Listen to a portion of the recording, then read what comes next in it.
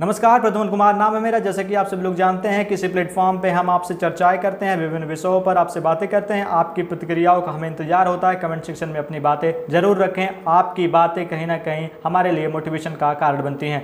तो फिलहाल जैसा कि आप सभी लोग जानते हैं कि आने वाले समय में 10 सीटों पर उपचुनाव होना है। लोकसभा में जिस तरीके समाजवादी पार्टी ने 37 सीट जीतकर उत्तर प्रदेश का समीकरण बदल दिया है, उसको लेकर अभी भी चर्चाएं तेज हैं। और एक बार फिर उपचुनाव में उसी बातों को लेकर, चाहे वो अयोध्या के सांसद हों, चाहे वो समाजवादी पार्टी के अलग अलग सांसद हो, चाहे वो अखिलेश यादव हों, जो कि यूपी में जिसका कद अब सबसे बड़ा हो चुका है 37 सीट जीतने के बाद, वो हों, अब कहीं ना कहीं 10 सीटों पे भी उपचुनाव में अपना दावा ठोकते हुए नजर आ रहे हैं। लेकिन क्या आप जानते हैं कि इस समय जो कमेंट है वो तेज हो गई हैं अलग अलग नेताओं के, विपक्षी हो चाहे सत्ताधारी पार्टी हो, चाहे वो मोदी सरकार की पार्टी के लोग हों, चाहे वो समाजवादी पार्टी के लोग हों, चाहे इंडिया गठबंधन के लोग हों, अपनी आप प्रतिक्रियाएं लोग तेज करेंगे।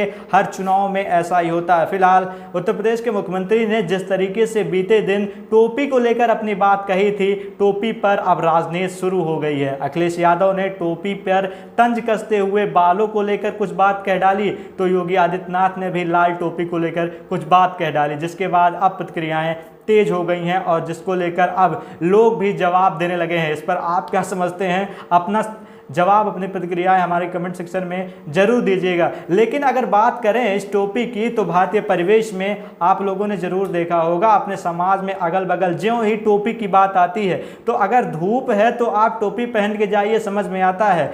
अगर चुनाव है तो अलग अलग पार्टियां टोपी पहनाने का काम तो करती हैं अपने कार्यकर्ताओं को, ये आपने जरूर देखा होगा, क्योंकि भारतीय जनता पार्टी गेरुए कलर का टोपी चुनाव के समय पहनती है और जो कांग्रेस है वो सफ़ेद टोपी अपने समय में पहनती है, और जो समाजवादी पार्टी है वो लाल या गुलाबी टोपी कहिए, वो अपनी टोपी पहनते हैं। तो ये टोपी पहनाने का काम चुनाव में ज़रूर होता रहता है। और इसी टोपी पे जब तंज कसा गया तो अब वो पॉलिटिकल हो गया और इस पर अब बयानबाजी भी तेज हो गई।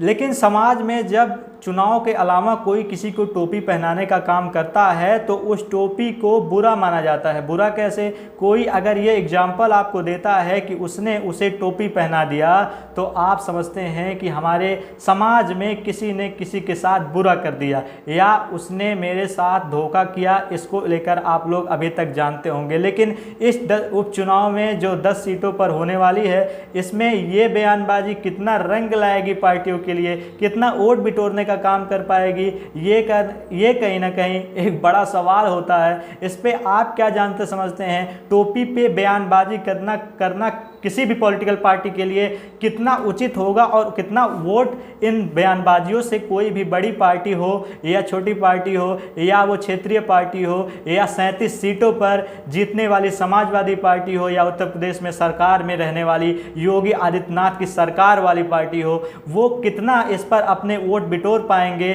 जिस पर अब ट्रेंडिंग में टॉपिक टोपी चल रहा है। तो क्या कर पाएंगे?